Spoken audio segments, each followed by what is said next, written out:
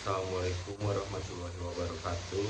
Perkenalkan, nama saya Niki Daristian, NPM 102222030. Untuk memenuhi tugas evaluasi tengah semester mata kuliah Pendidikan Agama Islam dengan materi makna mustarok. Makna mustarok adalah suatu lafaz yang menunjukkan dua makna atau lebih. Dan adapun definisi yang diketengahkan oleh para ulama usul adalah antara lain satu lafaz atau kata yang menunjukkan lebih dari satu makna yang berbeda dengan penunjukan yang sama menurut orang ahli dalam bahasa tersebut. Kata mustarok tidak dapat diartikan dengan semua makna yang terkandung dalam kata lebih secara bersamaan, akan tetapi harus diartikan dengan arti salah satunya. Seperti lafaz al-Qur'u yang berarti bersuci dan haid, lafaz al-Zaunu yang berarti putih dan hitam, lain sebagainya.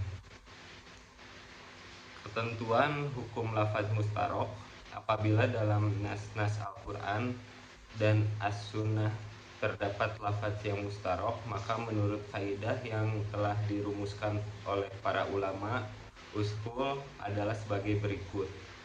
Apabila lafaz tersebut mengandung kebolehan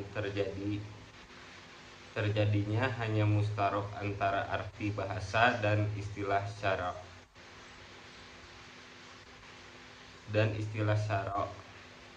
maka yang ditetapkan adalah arti istilah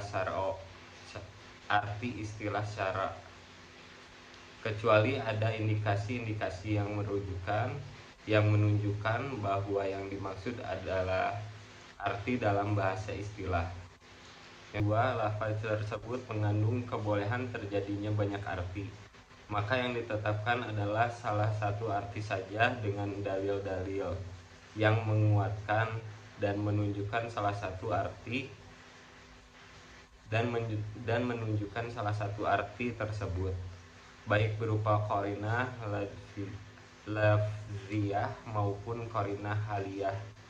Yang dimaksud qarinah lafziyah adalah suatu kata yang menyertai nas, sedangkan qarinah haliyah adalah keadaan atau kondisi tertentu masyarakat Arab pada saat turunnya nas tersebut.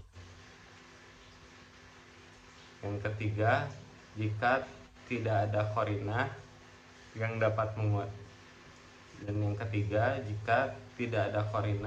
menguatkan salah satu arti lafaz tersebut, menurut golongan Hanafiyah harus dimauqufkan sampai adanya dalil yang dapat menguatkan salah satu artinya. Menurut golongan Malikiyah dan Syafi'iyah membolehkan menggunakan salah satu artinya. Dan selanjutnya, sebab terjadinya mustarok. Sebab-sebab terjadinya lafaz mustarok dalam bahasa Arab sangat banyak sekali. Namun ulama-ulama ushul telah merumuskan sebab-sebab yang paling mempengaruhi antara lain sebagai berikut. Yang pertama, terjadi perbedaan kabilah-kabilah Arab di dalam menggunakan suatu kata untuk menunjukkan terhadap suatu makna, seperti perbedaan dalam pemakaian kata.